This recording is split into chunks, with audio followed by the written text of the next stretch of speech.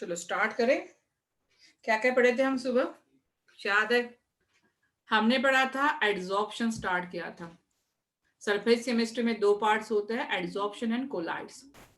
पहला पार्ट है adsorption. What is mean bye adsorption? accumulation of particle on the surface, retain on the surface is called as a adsorption. Adsorption मैंने कहा था silica gel होता है, activated charcoal होता है। आप लोगों ने अभी भी देखा होगा कि बहुत से लोग बोलते हैं आजकल जो फेस वॉश आता है वो एक्टिवेटेड चारकोल वाला आता है, एक फेस मास्क भी आता है एक्टिवेटेड चारकोल का। तो फेस मास्क क्या करता है? एक्टिवेटेड चारकोल से बना रहता है, तो हमारे चेहरे के ऊपर, फेस के ऊपर जो भी इम्प्यूरिटी है उसको एड्सॉर्ब कर लेता है। तो एक्टिवेटेड चारकोल का नाम तो आप लोगों ने बहुत, आजकल सोप भी आ रही है, एक्टिवेटेड चारकोल की सोप आ रही है कि हमारे स्किन पे जो भी डस्ट पार्टिकल होते हैं उसको एड्सॉर्ब कर लेता है और बाहर निकाल देता है। देन हमने देखा कि एड्सॉर्प्शन में दो कंपोनेंट होते हैं, one is adsorbate and another is adsorbent. Compound which is being adsorbed is called as a adsorbate, and the surface on which adsorption takes place that is called as a adsorbent. एक होता है adsorption और दूसरा होता है absorption. Adsorption कैसे याद रखोगे? That is a surface phenomena है, absorption bulk phenomena है। एक सिंपल एग्जांपल बताओ, जो गुलाब जाम होता है ना वो एब्जॉर्प्शन होता है। जो गुलाब जाम क्या होता है, पूरा शुगर सिरप में पूरा मिक्स हो जाता है अच्छे से, तो दैट इज अ एब्जॉर्प्शन। और जो इडली चटनी खाते हो वो आपका एड्सॉर्प्शन होता है। क्या पूरा इडली के अंदर चटनी क्या एब्जॉर्ब होती है क्या? नहीं, इडली के ऊपर चटनी रहती है, दैट इज एड्सॉर्प्शन। और गुलाब जाम या आप रसगुल्ला ले रहे हो तो रसगुल्ला में पूरा एब्जॉर्ब हो जाता है, दैट इज एब्जॉर्प्शन। खाने वाले एग्जांपल याद रखो, एड्सॉर्प्शन और एब्जॉर्प्शन में कंफ्यूज हो रहे हो तो। देन हमने देखा factor affecting adsorption, nature of adsorbate है, nature of adsorbent, surface area सबसे important, pressure and temperature. Then physical adsorption, that is a weak force होता है, low energy is release 20 to 40 kilo joule, multi molecular multi layer form करता है, एक से ज्यादा ऊपर लेयर होगी वहां पे, रिवर्सिबल है, डिसॉर्प्शन होता है। What is my desorption? That is a removal of particle from the surface. Then हमने केमिकल एड्सॉर्प्शन देखा था, that is a strong force of attraction रहेगा, more energy is release, around 40 to 20 kilo joule energy release होती है, irreversible है, एक ही बार अगर high temperature दोगे तो। देन स्पेसिफिक रहेगा, then mono molecular layer form करेगा यहाँ पे। तो ये पॉइंट हमने देखे थे वहां पे। तो अभी हम बात करेंगे एड्सॉर्प्शन आइसोथर्म की। किसकी बात कर रहे हैं हम? एड्सॉर्प्शन आइसोथर्म की। हेडिंग डालोगे एड्सॉर्प्शन, आपने दे दिया था पहले, एड्सॉर्प्शन आइसोथर्म।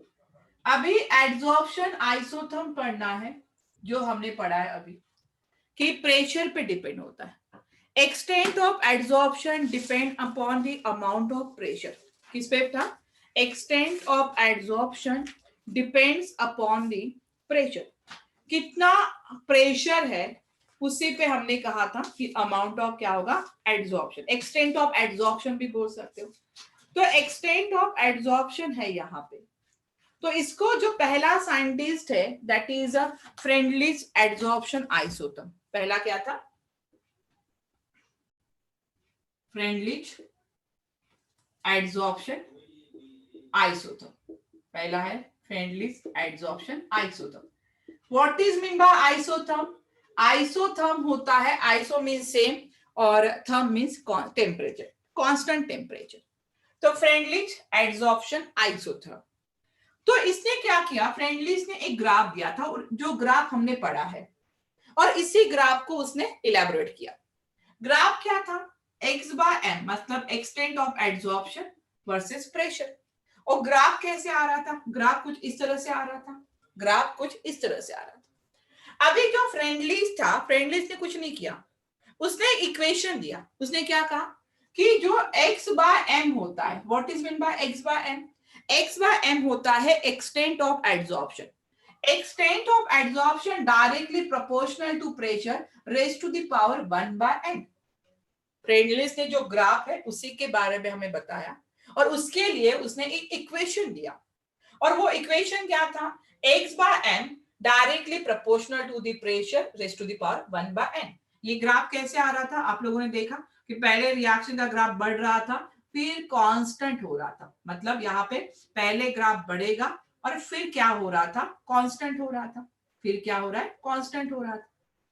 तो यहाँ पे इस तरह का ग्राफ दिया और उसने कहा कि जो n की वैल्यू होगी ग्रेटर देन 1 होगी। यस यस 1/n बताती हूं मैंने फिर। यहाँ पे p raise to the power 1/n और n की वैल्यू क्या होगी, ग्रेटर देन 1 होगा। n is a number, n is a number. तो यहाँ पे मैं इस इक्वेशन को लिख सकती हूँ कि x/m is equal to kp raise to the power 1/n। kp raise to the power क्या हो जाएगा, 1/n। n is a number, greater than 1 होगा।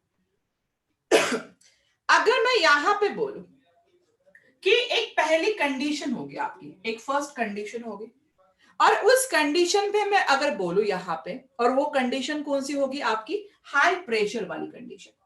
अगर मैंने प्रेशर को बहुत ज्यादा हाई कर दिया, मैं उल्टा आ रही हूं, ठीक है, आपके बुक में उल्टा होगा, लो से हाई जाओगे, मैं हाई से लो आ रही हूं। अगर प्रेशर बहुत ज्यादा हाई हुआ तो यहां पे जो 1/n होगा उसकी वैल्यू में 0 लेंगे। प्रेशर अगर ज्यादा ही हाई है, ठीक है, मतलब मैंने प्रेशर बहुत ज्यादा बढ़ा दिया, प्रेशर बढ़ा दिया मतलब ये वैल्यू कहां पे आएगी, ये कुछ यहां पे आएगी, जो प्रेशर मैंने बढ़ा दिया। जितना ज्यादा प्रेशर बढ़ाऊंगी एड्सॉर्प्शन क्या होगा, कांस्टेंट होता जाएगा। तो मैंने हाई प्रेशर पे 1/n की वैल्यू कितनी आई, 0 आएगी। मतलब यहां पे x/m क्या होगा, kp raise to the power 0। kp raise to the power कितना हो गया, 0 हो गया। या इसी को मैं लिख सकती हूँ कि x/m directly proportional to p not. p not कितना यहाँ पे, ये 1 हो जाएगा। मतलब ये इक्वेशन हमें क्या शो कर रहा है, ये इक्वेशन हमें क्या शो कर रहा है कि एट दिस प्रेशर इंडिपेंडेंट, मतलब x/m independent over pressure. x/m pressure के ऊपर डिपेंड नहीं कर रहा, वही तो था ना, हमने वही पढ़ा है।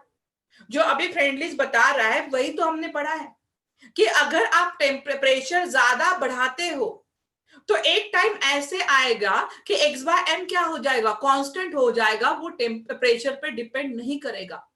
तो इंडिपेंडेंट ओवर प्रेशर, ये क्या लिखूंगी मैं यहाँ पे, इंडिपेंडेंट इंडिपेंडेंट ओवर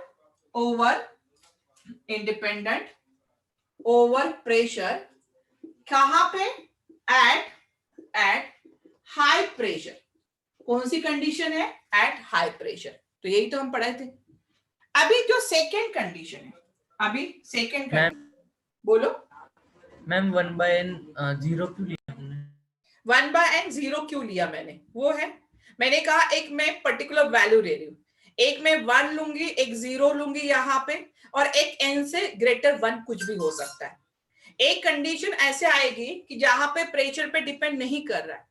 तो अगर मैं 1/n 0 ले रही हूँ तो इसकी वैल्यू यहाँ पे p raise to the power 0 1 आ जाएगा, मतलब डिपेंड नहीं करेगा, इसीलिए मैंने 0 लिया। एक अजम्पशन हमने लिया, एक सिंपल में बोल रहा हूँ कि अज्यूम किया हमने यहाँ पे, ये बोल सकते हो। Okay ma'am. अभी यहाँ पे n की वैल्यू अज्यूम कर ली 1, कितना अज्यूम कर ली, 1 है।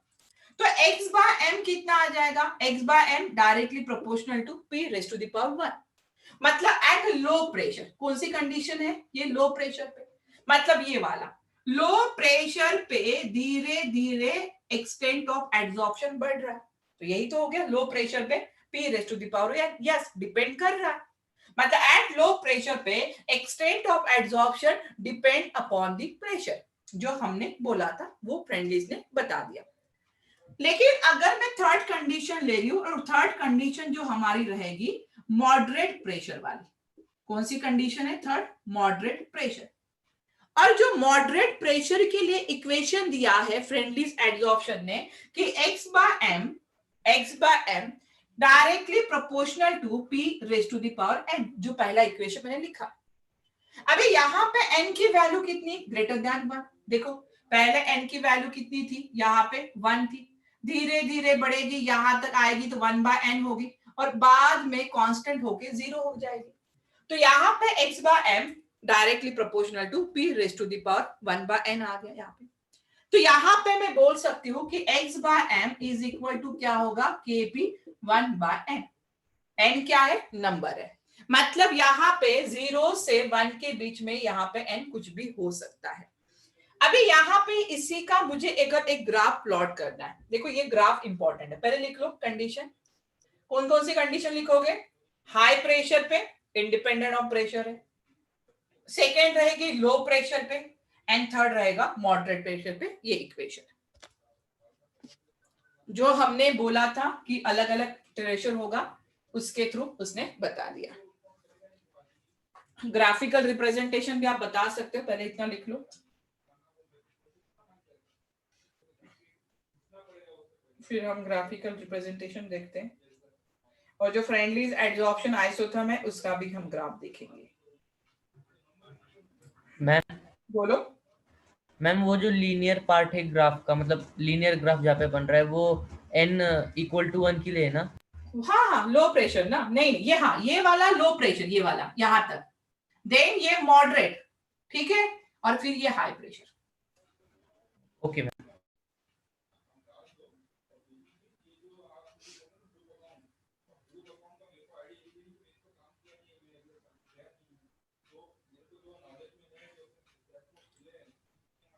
चलो हो गया है। एट हाई प्रेशर पे अगर मैं बोलूं तो graph becomes parallel to X axis. ये हाई प्रेशर देखो ये वाला, तो ग्राफ क्या है? पैरेलल टू एक्स एक्सिस है हाई प्रेशर पे। ये भी मैं बोल सकती हूँ यहाँ पे।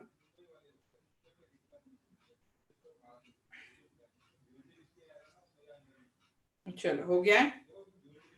Friendlies adsorption isotherm.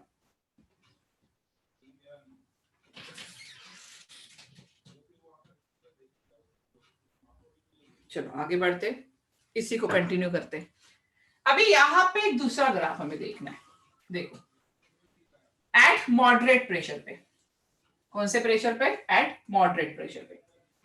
अभी मुझे बताओ एट मॉडरेट प्रेशर पे इक्वेशन क्या है? देखो ध्यान दो, x/m is equal to kp raise to the power 1/n। तो यहां पे आपको लॉग लगाना है। क्या हो जाएगा? Log x/m log k plus 1/n सामने आ जाएगा, और ये क्या हो जाएगा? log p हो जाएगा। कौन से प्रेशर पे देख रहे? मॉडरेट प्रेशर पे। तो अगर मुझे यहां पे ग्राफ प्लॉट करना है, किसके versus? log x/m versus log p। अभी तक हमने x/m वर्सेस p किया, अभी हम कर रहे हैं log x/m वर्सेस p। देखो ग्राफ,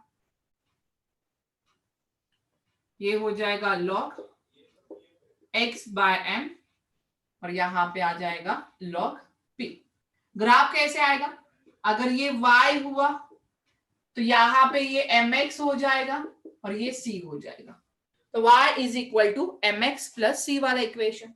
तो ग्राफ कुछ इस तरह से आएगा, स्ट्रेट लाइन, ठीक है। ग्राफ कुछ इस तरह से आएगा।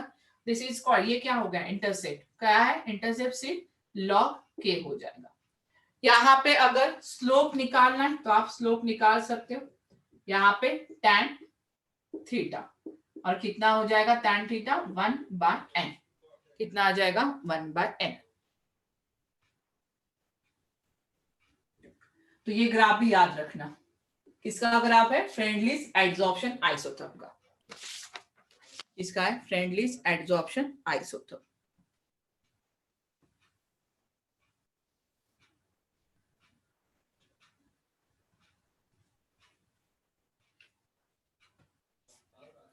चलो हो गया। Next is Langmuir isotherm. निकाल लिया ग्राफ।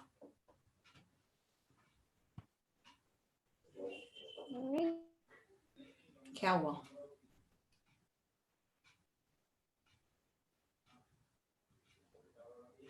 गुड।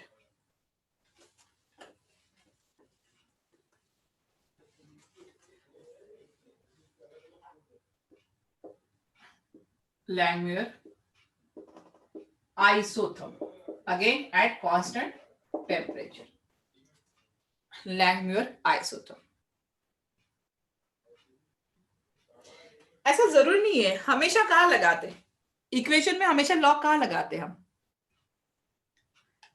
बहुत कम है ऐसे, तो हमेशा नहीं लगाते।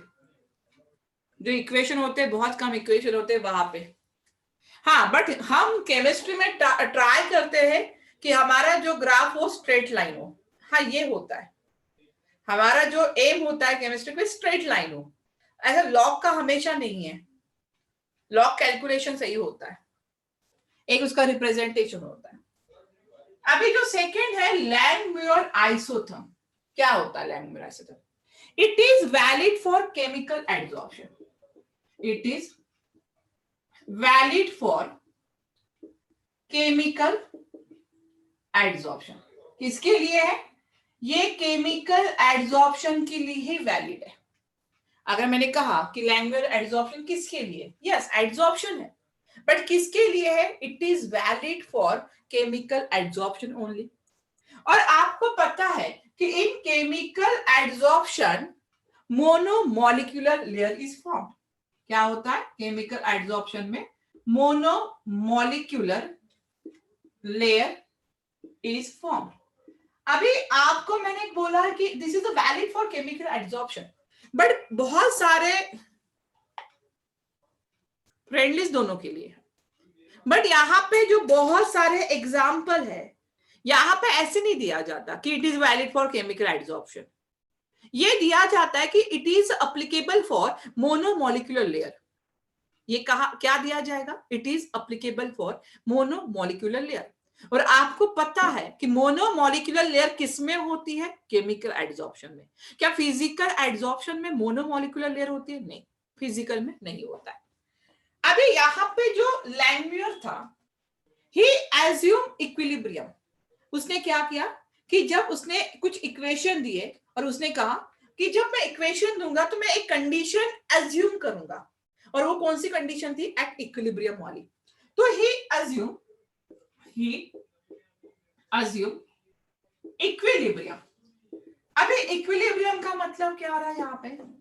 कि जो रेट ऑफ एड्सॉर्प्शन रहेगा, यहाँ पे रेट ऑफ एड्सॉर्प्शन रहेगा, वो किसके बराबर रहेगा? वो बराबर रहेगा रेट ऑफ डिसॉर्प्शन में। What is mean bye desorption? Removal of particle.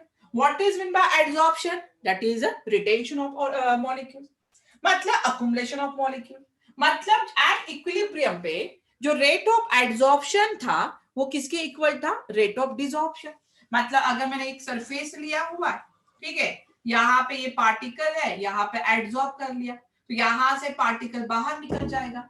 जितने पार्टिकल आ रहे उतने पार्टिकल बाहर निकल रहे। रिएक्शन कैसी है? एट इक्विलिब्रियम है। रिएक्शन कैसी है? At equilibrium. अगर रिएक्शन एट इक्विलिब्रियम है तो यहाँ पे x बाय m क्या हो जाएगा? कांस्टेंट हो गया। क्या ये बात मानते हैं? अगर एट इक्विलिब्रियम भी मैं बात कर रही हूँ जहां पे एड्सॉर्प्शन भी हो रहा है, डिसॉर्प्शन भी हो रहा है, तो x बाय m कैसा आएगा? कांस्टेंट आएगा। x बाय m कैसे हो रहा है? कांस्टेंट हो रहा है। अभी यहाँ पे जैसे फ्रेंडलीज ने एक इक्वेशन दिया था, क्या इक्वेशन था? x by m is equal to K P raise to the power 1 by n। किसका इक्वेशन है? ये फ्रेंडलीज एड्सॉर्प्शन का था। उसी तरह से लैंगम्यूर ने भी एक इक्वेशन दिया था, और इसका इक्वेशन था x by m is equal to AP divided by 1 plus BP. BP मतलब ब्लड प्रेशर नहीं होता है, ठीक है। यहाँ पे जो A एंड B है दोनों कांस्टेंट होते हैं। यहाँ पे जो A एंड B है दोनों कांस्टेंट रहेंगे, ठीक है।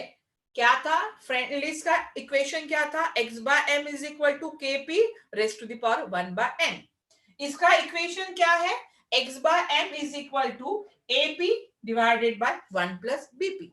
AP divided by 1 plus BP. ये किसका है? लैंगम्यूर का। अभी A और B क्या है? कांस्टेंट है। A और B क्या है? कांस्टेंट है। अभी इसमें भी अलग अलग कंडीशन है। अगर प्रेशर लो हुआ एट, यहां पे था एट लो प्रेशर पे, कौन सी कंडीशन थी? एट लो प्रेशर पे। एट लो प्रेशर पे उसने इक्वेशन लिया 1 प्लस बीपी को, ठीक है। पहले 1 प्लस बीपी के बारे में सोचा, और उसने कहा कि प्रेशर कैसा है? यहाँ पे लो है। अगर प्रेशर लो होगा, यहाँ पे ये प्रेशर क्या है? बहुत लो है। तो उसने कहा अगर ये प्रेशर लो है तो यहाँ पे इसको हम निग्लेक्ट मान लेते, 1 के कंपैरिजन में इस स्पीसीज को हम निग्लेक्ट मान लेंगे, निग्लेक्ट कर देंगे। क्या बात समझ में आ रही है? लो प्रेशर है तो यहाँ पे ये लो रहेगा, अगर ये लो रहेगा तो इसको हमने क्या कर दिया, निग्लेक्ट कर दिया। अगर हम इसको निग्लेक्ट कर रहे हैं तो लो प्रेशर पे वैल्यू कितनी आ रही है, 1 आ रही है। लो प्रेशर पे वैल्यू कितनी आ रही है, 1 आ रही है। मतलब x बाय m कितना हो रहा है, m इज इक्वल टू, ये बीपी क्या हो जाएगा, निग्लेक्ट कर दिया, 1 हो गया यहाँ पे। तो यहाँ पे किसके बराबर आएगी, 1 हो गया, निग्लेक्ट कर दिया तो एपी बाय 1 हो गया, तो ये एपी हो गया यहाँ पे। ठीक है, ए क्या है, कांस्टेंट है। ए क्या है यहाँ पे, कांस्टेंट है। अगर ए कांस्टेंट है तो x by m directly proportional to p raise to the power 1। क्या ये इक्वेशन दिया था, सेम इक्वेशन है फ्रेंडली सर। लो प्रेशर पे सेम आ रहा है, x by m directly proportional to p raise to the power 1। क्या पहली बात समझ में आई? कौन सी कंडीशन है, यहाँ पे दो ही कंडीशन है इसकी, एक तो लो प्रेशर या हाई प्रेशर पे। तो ये हो गया लो प्रेशर पे। सेकेंड जो कंडीशन है एट हाई प्रेशर, कहां पे, हाई प्रेशर पे।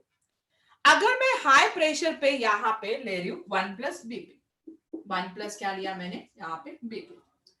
अभी 1 अगर मैं हाई प्रेशर ले रही हूं, इसका इतना ज्यादा प्रेशर है कि मैं यहाँ पे 1 को क्या करूं, मैंने क्या गलत लिखा कहीं, x by m, a constant है तो directly proportional to, very less क्यों, मैंने एट लो प्रेशर लिखा और मैं एक हाई प्रेशर पे लिखूंगी। मैम लो प्रेशर है तो मैम एपी भी लेस हो जाएगा ना।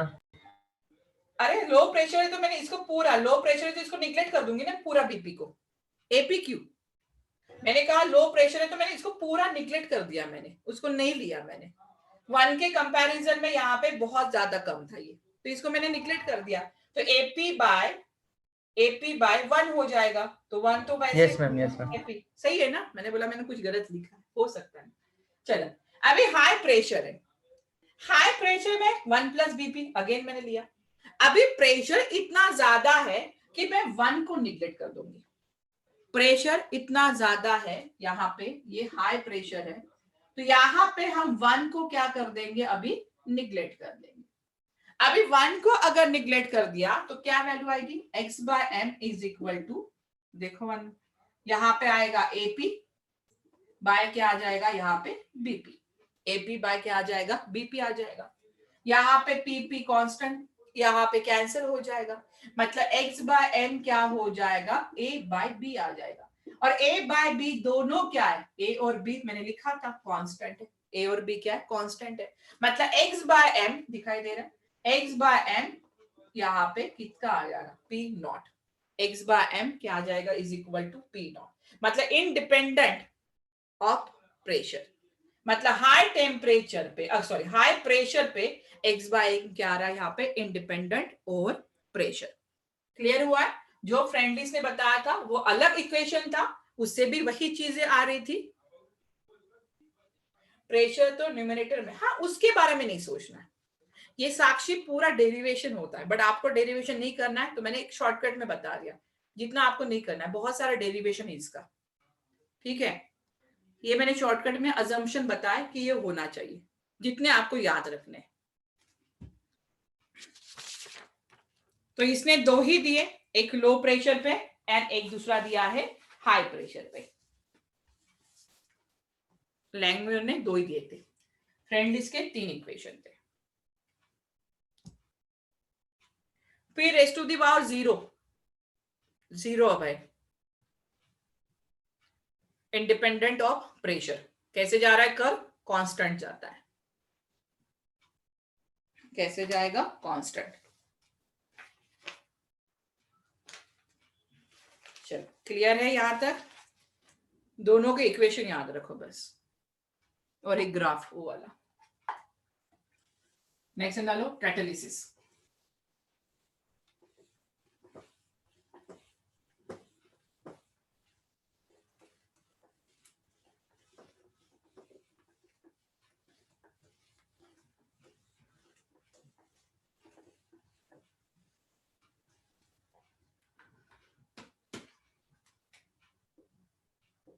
Catalysis, what is my catalyst,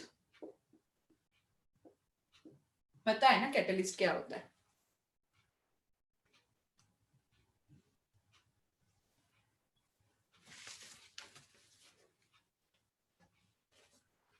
write down. Catalyst और कैटालिसिस में क्या डिफरेंस है? मैंने कैटालिसिस लिखा हुआ है, बोलो, बहुत बार बोलते हो कैटलिस्ट कैटलिस्ट। हाँ रिएक्शन बोलो को साई, speed up। बोलो। पता है ना कैटलिस्ट जो रिएक्शन की स्पीड को बढ़ाता है, वही है कैटलिस्ट। Write down. कैटालिसिस क्या होगा? जिसमें वो प्रोसेस हो रहा है। Write down. It is the process, it is the process, it is the process in which, yeah, it is a process increase in rate of reaction, increase in rate of reaction using suitable substance, using suitable substance called catalyst, and the phenomena catalysis, and the phenomena is called as catalysis. ऐसा substance जो rate of reaction को बढ़ाता है, ऐसा substance जो rate of reaction को बढ़ाएगा, that is called as a catalyst, and the process is called as a catalysis, and the process is called as a catalysis. It is the process increase in rate of reaction, increase rate of reaction using suitable substance called catalyst, called catalyst. अभी मैंने reaction देखो, example देखते हैं. N2 plus 3H2, it gives 2NH3. Formation of ammonia Haber's process है. हाँ हाँ Joel, वो भी बता रही हूँ, वो भी बताती. पॉइजन के बारे में आप बोल रहे हो, वो भी मैं बताऊंगी धीरे धीरे. तो N2 plus 3H2 it gives 2NH3. तो यहाँ पे जो कैटालिस्ट होता है Fe, ये क्या करता है? रिएक्शन की स्पीड को बढ़ा रहा है. अभी हम बातें जो कर रहे हैं रिएक्शन की स्पीड को बढ़ा रहे हैं. अगर मैंने यहाँ पे SO2 लिया हुआ है और यहाँ पे O2 के साथ रिएक्शन कर रहे हैं, तो यहाँ पे फॉर्म होता है सल्फर ट्राइऑक्साइड, बट यहाँ पे जो कैटालिस्ट स्पीड बढ़ाता है वो कौन है? Vanadium pentoxide is nothing but V2O5. तो ऐसे कैटालिस्ट जो रिएक्शन की स्पीड को बढ़ा रहे हैं, या ऐसे सब्सटेंस जो रिएक्शन की स्पीड को बढ़ा रहे हैं, this is called as a catalyst.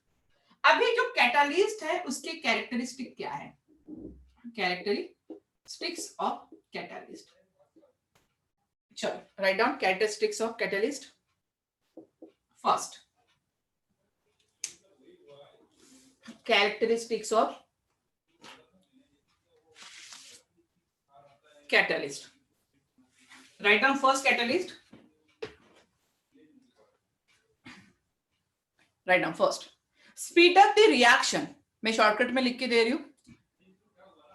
Speed up the reaction. Speed up the reaction, but does not shift the equilibrium. Speed up the reaction, but does not shift the equilibrium. ये reaction की speed को बढ़ाता है, but reaction में अगर equilibrium है उसको shift नहीं करता है. क्लियर हुआ है?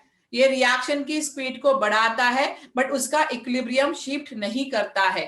That is the characteristics of catalyst. Second लिखो, highly specific in nature. Second is highly specific in nature. Highly specific in nature मतलब कोई भी कैटालिस्ट कहीं पे भी यूज नहीं कर सकते हो. पर्टिकुलर रिएक्शन के लिए particular type of catalyst he use होगा. पर्टिकुलर टाइप ऑफ रिएक्शन के लिए पर्टिकुलर रिएक्शन के लिए पर्टिकुलर टाइप ऑफ कैटालिस्ट होगा. आपने देखा पहली रिएक्शन मैंने हैबर्स प्रोसेस लिखी हुई है. हैबर्स प्रोसेस में Fe आ रहा है, मतलब वहां पे पर्टिकुलर कैटालिस्ट है. SO3 के लिए मैंने यहाँ पे जो कॉन्टैक्ट प्रोसेस होता है V2O5 लिखा हुआ है. कोई भी कैटालिस्ट कहीं पे भी नहीं चलेगा. तो highly specific in nature. Next लिखो, does not change delta H. What is my delta H? Delta H is called as enthalpy of reaction. Delta H क्या होता है? Enthalpy of reaction. तो does not change delta H for the reaction. मतलब अगर catalyst use हो रहा है तो एंथैल्पी ऑफ रिएक्शन पे कुछ भी फर्क नहीं पड़ेगा. अगर कैटलिस्ट चेंज हो रहा है तो एंथैल्पी ऑफ रिएक्शन पे कुछ भी फर्क नहीं पड़ेगा. क्लियर हुआ है क्या क्या कैरेक्टरिस्टिक्स है? और एक लिख लो, और एक लिखो. सत्यम पूरे पूरे रिपीट करना है कि कोई पर्टिकुलर रिपीट करना है? मैम थर्ड वाला कर दो ना. थर्ड वाला कर दू. Does not change delta H for the reaction. Satyam तुझे पूरे चाहिए? चलो लिख ले. कौन सा था? मैं भी इधर उधर के, मैं पूरा शॉर्टकट में बता रही हूँ ना, ये बहुत बड़े बड़े. चलो पहला था स्पीड अप द रिएक्शन. अच्छा नेट फ्लक्चुएट हो रहा है, कोई बात नहीं. Speed up the reaction but does not shift the equilibrium. Speed up the reaction but does not shift the equilibrium. Second है highly specific in nature. Highly specific in nature. And third, does not change delta H. Does not change delta H for the reaction. Delta H मतलब enthalpy of reaction. Does not change delta H for the reaction. Clear है सत्यम? 3 हो गए. Fourth लिखो. Undergoes. Fourth लिखो, write down fourth point या fourth characteristics. Undergoes temporary intermediate. Temporary undergoes temporary intermediate changes. मतलब catalyst क्या बनाएगा? एक टेम्पररी इंटरमीडिएट फॉर्म करेगा. एक टेम्पररी इंटरमीडिएट फॉर्म करेगा. undergoes temporary intermediate changes and is recovered as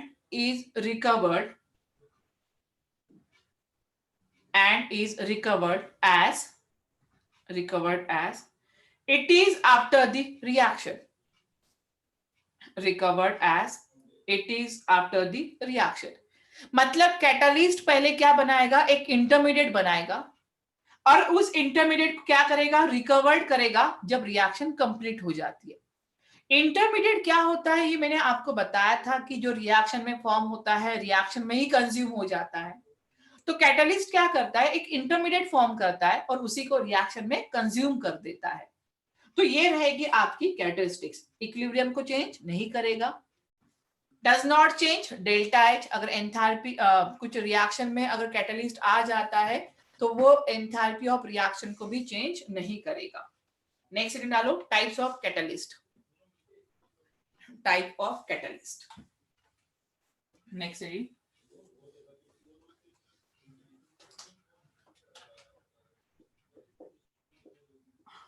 types. अभी कैटालिसिस है वो दो तरह का होता है. एक होता है होमोजेनियस, एक होगा यहाँ पे होमोजेनियस कैटालिसिस, और second is heterogeneous catalysis. Heterogeneous catalyst. अभी होमो मीन्स क्या होता है? होमो मीन्स होता है सेम. होमो मीन्स क्या होता है? सेम. फोर्थ पॉइंट एक्सप्लेन करना है. मैंने क्या कहा? Undergoes temporary intermediate changes. मतलब आपका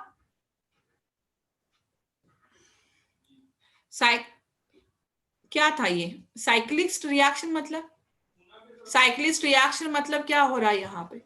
ये नहीं समझ में आया.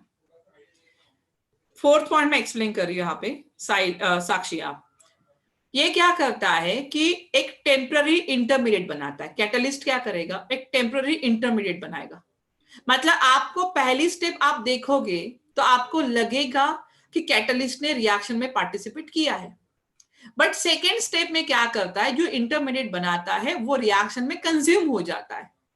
तो कैटलिस्ट क्या करेगा? रिएक्शन में पार्टिसिपेट नहीं कर रहा है, वो सिर्फ रिएक्शन की स्पीड बढ़ाता है.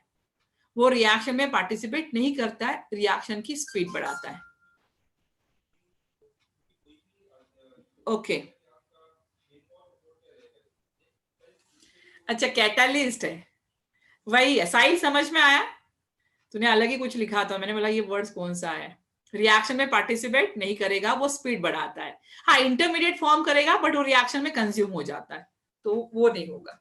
चलो अभी यहाँ पे दो तरह के हैं, एक होता है होमोजेनियस और दूसरा होगा heterogeneous. What is mean bye homogeneous catalyst? तो एक होमोजेनियस कैटलिस्ट होता है the reaction in which reactant, product and catalyst all are in a same phase. क्या कहा मैंने? reactant, product and catalyst are in same phase. same phase मतलब हो सकता है कि सबके सब लिक्विड में हो, सबके सब सॉलिड में हो। तो reactant, product and catalyst are in a same phase is called as homogeneous catalysis. is called as homogeneous catalysis. reaction देखो, अगर मैंने लिखा हुआ SO2 यहाँ पे, मैंने रिएक्शन लिखा है CO वाला, ठीक है, चलो SO2 वाला लेते हैं। फिर SO2 ऑक्सीडेशन कर रहे हैं in the presence of NO और यहाँ पे क्या मिल रहा है? SO3 मिल रहा है। ये रिएक्शन है यहाँ पे, ठीक है। यहाँ पे रिएक्शन को बैलेंस कर दो 2 और यहाँ पे 2। अभी SO2 किस स्टेट में होता है? गैसियस स्टेट में होता है। O2 किस स्टेट में आएगा? गैसियस स्टेट में आएगा। NO किस स्टेट में है? गैसियस स्टेट में। और SO3 भी किस स्टेट में है? यहाँ पे गैसियस स्टेट में। Reactant, product and catalyst all are in a same phase is called as homogeneous. Homo means same, is called as homogeneous. दूसरा एग्जांपल देखो, यहाँ पे CO लिखा हुआ है, ठीक है। रिएक्ट किया यहाँ पे O2 के साथ, क्या फॉर्म करेगा? Carbon monoxide reacts with oxygen to form CO2, reactant product in the presence of NO, in the presence of NO। Reaction balance नहीं है तो 2CO, यहाँ पे 2CO। क्या होगा यहाँ पे? ये गैसियस फेज में है, ये भी गैसियस फेज में है, ये भी गैसियस फेज में है, ये भी गैसियस फेज में। तो all are in a reactant, product and catalyst सब गैसियस फेज में है, मतलब सेम फेज में है। तो this is called as a homogeneous. इसको क्या कहेंगे हम? Homogeneous. Second is heterogeneous. What is by heterogeneous? Heterogeneous क्या होता है? Any one are in a different state. Yes, different phase. इसमें से कोई भी एक डिफरेंट फेज में हो सकता है, एक और दो भी हो सकते हैं, जरूर नहीं एक ही। किस फेज में? डिफरेंट फेज में। देखो यहाँ पे N2 plus 3H2 it gives 2NH3। N2 plus 3H2 it gives 2NH3। किस केस में? In the presence of Fe case में। अभी आपको यहाँ पे N2 गैसियस में, H2 गैसियस में, NH3 गैसियस में, बट Fe किस स्टेट में? सॉलिड में है। Fe किस में है? सॉलिड में है। Reactant and product are in the same phase but catalyst in a different phase, that's why this is called as heterogeneous catalysis. इसको हम क्या कहेंगे? Heterogeneous catalysis. दो तरह के टाइप्स होते हैं, होमोजेनियस एंड हेटेरोजेनियस मेनली। तो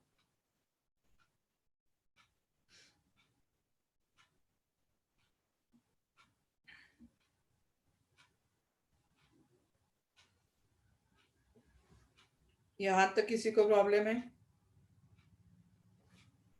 होमो means same, hetero means different.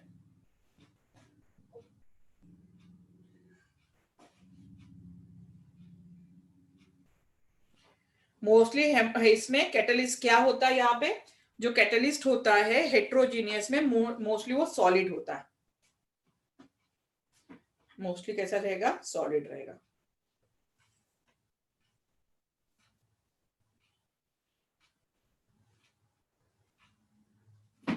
चलो नेक्स्ट लिखो।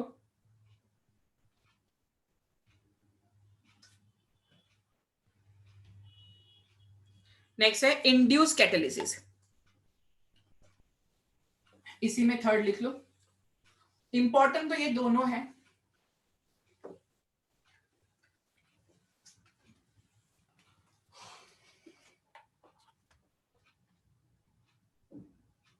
चलो थर्ड लिखो, पहले ये लिखो acid base catalysis. acid base catalysis. Write down acid base catalysis. Write down. According to Arrhenius, Satyam most of the time ऐसा होता है, मोस्ट ऑफ द टाइम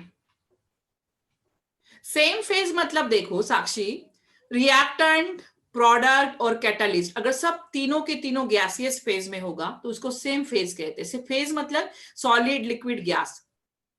समझ में आया?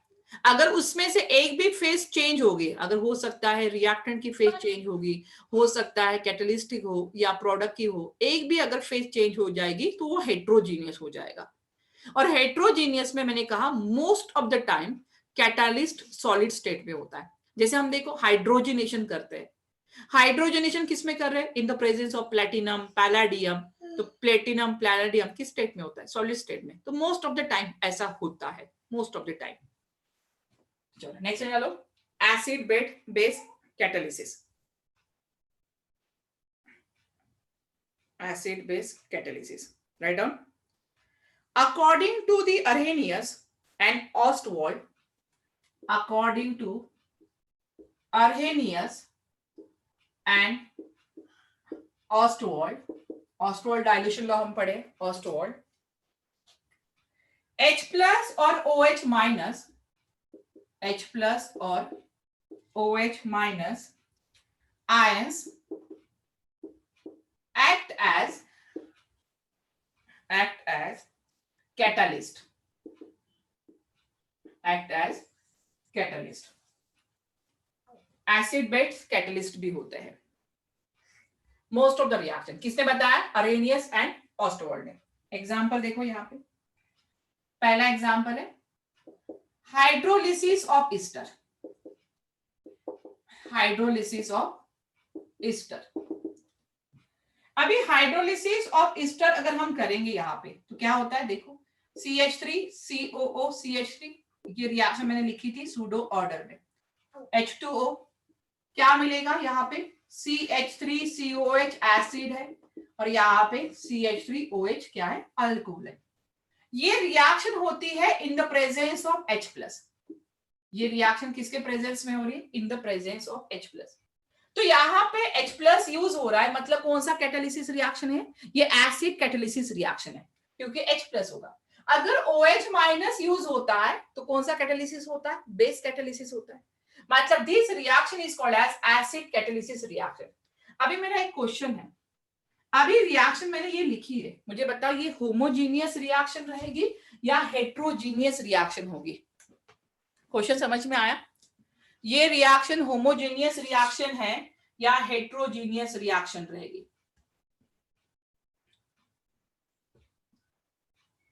ये रिएक्शन होमोजीनियस है या हेट्रोजीनियस है?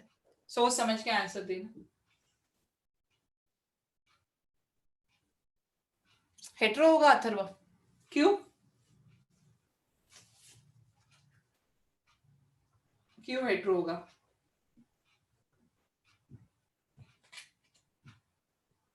साहिल होमो होगा? सबका अलग अलग चल रहा है, दो ही तो ऑप्शन है। शायद हेट्रो होगा, शायद हेट्रो होगा। और कोई है हेट्रो होमो वाले?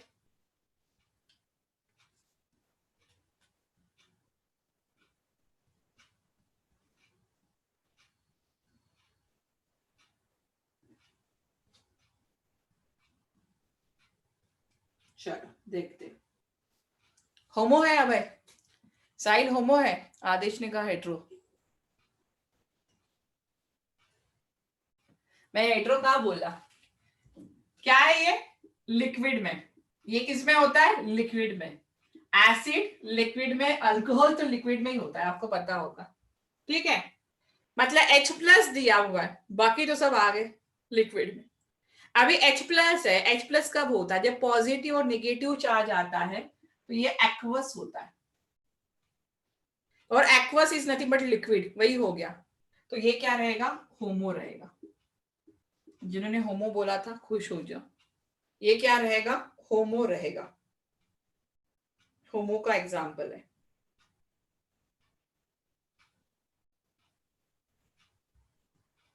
क्लियर हुआ है? अभी बहुत सारे रिएक्शन है, इन्वर्जन ऑफ केन शुगर भी हमने लिया था एसिडिक कंडीशन में। चलो नेक्स्ट लिखो, इंड्यूस कैटालिसिस। अच्छा साहिल पता था, क्या पता था? Fourth is induce catalysis. तभी तो तुम्हें हेट्रो कहा था ना। अच्छा, होमो होने का रीजन। चलो नेक्स्ट कैटालिसिस है इंड्यूस, इंड्यूस कैटालिसिस। अब ये क्या होता है भाई, इंड्यूस कैटालिसिस क्या होता है? Write down, when one reaction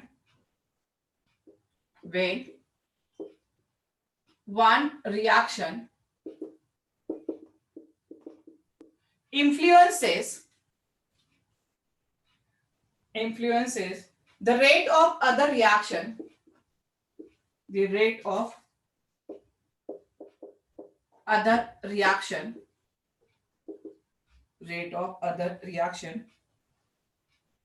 which does not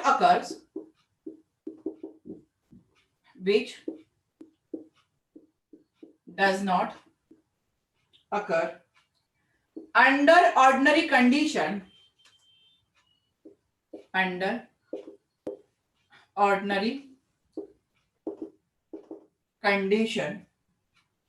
the phenomena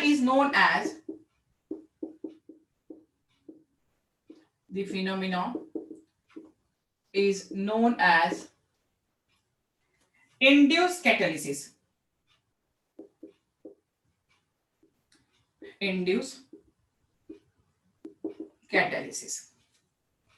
क्या लिखा है मैंने? When one reaction influence the rate of other reaction, मतलब एक वन रिएक्शन क्या कर रही, दूसरे रिएक्शन को इन्फ्लुएंस कर रही है। मतलब उसमें कुछ था क्या? नहीं, वो दूसरे को इन्फ्लुएंस कर रहा है, तो that is called as a induce. Example लिखो, राइट डाउन एग्जांपल, एग्जांपल से समझते हैं।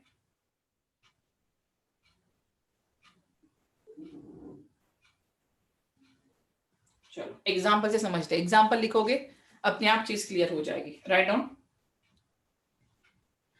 the reduction of, write down example, the reduction of mercuric chloride, the reduction of mercuric chloride with oxalic acid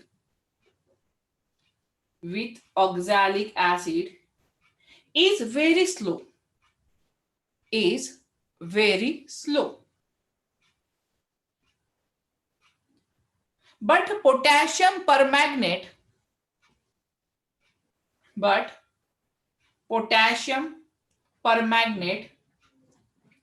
is reduced radially. Potassium permanganate का formula क्या है? Potassium permanganate का क्या formula है? Good Nitin, पता है मतलब। चलो आलोक सही है, चलो पता है पोटेशियम परमैंगनेट का KMnO4 लिखो। But potassium permanganate is reduced radially with oxalic acid.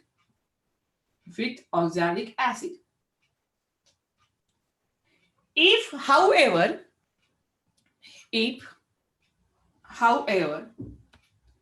oxalic acid is added,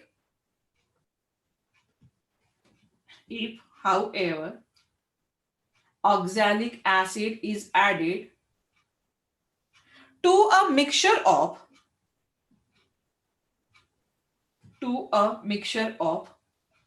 potassium permanganate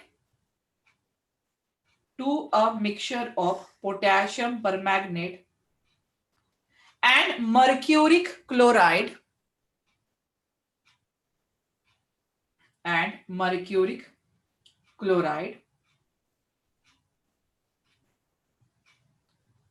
both are reduced simultaneously.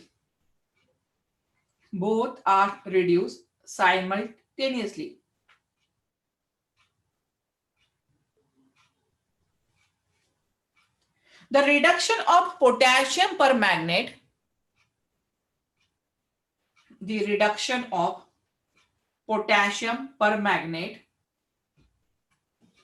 therefore induce the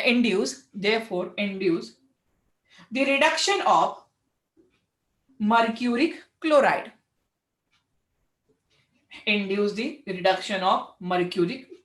बोलो क्या एग्जांपल समझ में आया? मर्क्यूरी क्लोराइड का रिडक्शन विद ऑक्सैलिक एसिड के साथ स्लो प्रोसेस थी, मतलब पहले रिएक्शन हो रही थी, बट वही रिडक्शन अगर पोटेशियम परमैंगनेट के साथ कर रहे हो तो फास्ट रिएक्शन हो जाएगी। तो दोनों रिएक्शन को क्या किया? मिक्स किया। तो एक रिएक्शन की वजह से दूसरे रिएक्शन का स्पीड क्या हुआ? बढ़ गया, और उसी वजह से उसको बोलते हैं इंड्यूस करना। पहले नहीं हो रहा था, बट एक रिएक्शन की वजह से दूसरे का स्पीड इंड्यूस हुआ। That's why this is called as induced catalysis. इसको हम क्या कहेंगे? This is called as induced catalysis.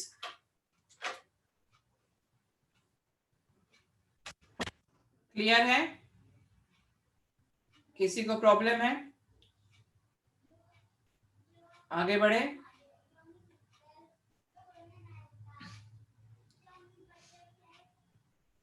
बोलो साक्षी।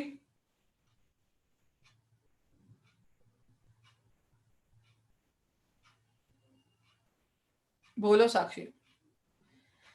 साक्षी क्या कहा था उसने? मर्क्यूरिक क्लोराइड HgCl2 है ऑक्सैलिक एसिड की, दोनों की रिएक्शन हो रही है। दोनों की रिएक्शन बहुत स्लो हो रही है, आराम से हो रही थी, ठीक है। दोनों की रिएक्शन मतलब उसका रिडक्शन बहुत स्लो होता है।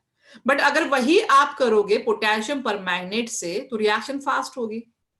तो उन्होंने क्या किया कि दोनों को मिक्स कर दिया। जैसे ही दोनों को मिक्स किया रिएक्शन स्पीड हो गई। मतलब एक रिएक्शन बाय यूजिंग बहुत स्लो चल रही थी, दूसरी स्लो फास्ट चल रही थी, दोनों को मिक्स कर दिया, रिएक्शन का रेट बढ़ गया। तो वही तो था, मतलब एक में रिएक्शन नहीं करना था, बट दूसरा एक आया रिएक्शन और उसकी वजह से रिएक्शन की स्पीड बढ़ गई है। This is called as induce. उसको बोलते हैं इंड्यूस करना, बढ़ाना स्पीड को। ओके साक्षी, क्लियर हुआ है? चलो अभी यहां पे एक थ्योरी आती है जो हमने पढ़ा था, हेटेरोजीनियस कैटालिसिस। अभी हेटेरोजीनियस कैटालिसिस, उसमें एक थ्योरी हमें पढ़नी है, एड्सॉर्प्शन थ्योरी। हमें कौन सी थ्योरी पढ़नी है? Adsorption theory.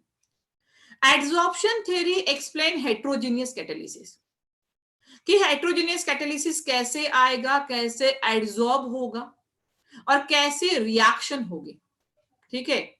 तो एड्सॉर्प्शन थ्योरी इंपॉर्टेंट है।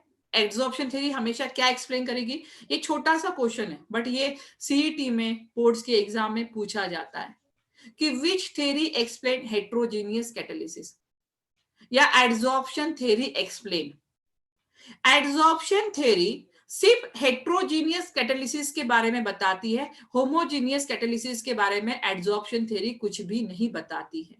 किसके बारे में बताएगी? सिर्फ हेटेरोजीनियस कैटालिसिस के बारे में। तो इसमें बहुत सारे पॉइंट्स हैं, वन बाय वन करके हमें डिस्कस करना है। तो अभी तो आप लोगों का निकलना शुरू हो गया एक एक करके, ठीक है।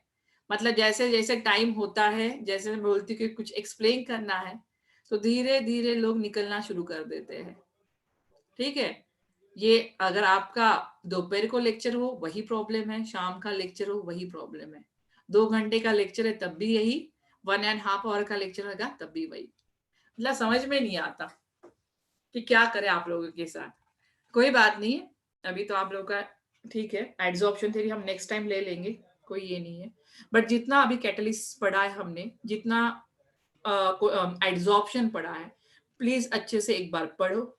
जो भी बुक रेफर करते हो, आपके पास जो भी बुक है, आपका मॉडल होगा, अच्छा प्रीति, वाह वाह वाह, सही में मतलब क्या था कि क्लास 2 घंटे की थी, तो मुझे लगा कि आप लोग 2 घंटे बहुत ज्यादा हो जाते केमिस्ट्री के लिए, मैथ्स और फिजिक्स के लिए सफिशिएंट है। तो इसीलिए मैंने कहा सर को कि 1.5 और बाकी 1 कर देते, क्योंकि बच्चे निकल जाते हैं। बट स्टिल वो प्रॉब्लम मुझे स्टिल फेस हो रहा है अभी भी, जो बाइफरगेट कर दिया उसमें भी सेम प्रॉब्लम है। तो मुझे लगता है कभी कभी कि 2 घंटे की क्लास ही अच्छी है। अच्छा साहिल, वो भी है सही में। अच्छा 2 घंटे की क्लास नहीं चाहिए आप लोगों को, वही यही सही चल रहा है, सही है ना, कोई बात नहीं, बट ठीक है। तो हाँ, क्या कहना था कि जितना हमने, अच्छा बाइफरकेशन ठीक है, तो जितना हमने पढ़ा है एड्सॉर्प्शन, प्लीज उसके ऊपर बहुत सारे क्वेश्चन फॉर्म हो सकते हैं। आप जो भी बुक रेफर कर रहे हो, आपके पास अपनी मॉडल हो या आप कोई बुक रेफर कर रहे हो, तो उसमें से एटलीस्ट इतने इस पे 20 से 25 क्वेश्चन तो फॉर्म हो ही जाते हैं। और सरफेस केमिस्ट्री पे क्वेश्चन बहुत इजी आते हैं, फ्रेंडलीज पे आएंगे, लैंगम्यूर पे आएंगे क्वेश्चन, एड्सॉर्प्शन पे क्वेश्चन है, कैटालिसिस पे क्वेश्चन है। कैटालिसिस पूरा नहीं हुआ है, एड्सॉर्प्शन थ्योरी हमारी बाकी है, बट हम कर लेंगे अभी एड्सॉर्प्शन थ्योरी। बट इतना क्वेश्चन सॉल्व करके रखो, तो आगे हम बढ़ेंगे। आगे जो हमारा दूसरा टॉपिक स्टार्ट होगा कोलाइड्स के बारे में, तो कोलाइड्स अलग से क्वेश्चन करेंगे, एड्सॉर्प्शन के क्वेश्चन आप लोग अलग करके रख दो, ठीक है। और जो सॉलिड स्टेट है, एक बार आपका कंप्लीटली मेरे पास आ जाए होमवर्क सॉलिड स्टेट का, तब जाके मैं आपको सॉल्यूशन के क्वेश्चन भेजूंगी, सॉल्यूशन का होमवर्क भेजूंगी, सॉल्यूशन एंड कॉलिगेटिव प्रॉपर्टीज का। तो पहले सॉलिड स्टेट कंप्लीट कर लो आज या कल, क्योंकि ज्यादा क्वेश्चन है, आई नो आप लोगों को फिजिक्स मैथ सब करना एक साथ। तो पहले 1-2 दिन में मुझे सॉलिड कंप्लीट करके दे दो, उसके बाद मैं आपको सॉल्यूशन के होमवर्क भेज दूं, ओके। चलो कोई बात नहीं है, मिलते हैं नेक्स्ट टाइम। अगर कोई डाउट है तो भेजा करो, ठीक है, डाउट सॉल्व करेंगे। चलो बाय एवरीवन, बाय बाय।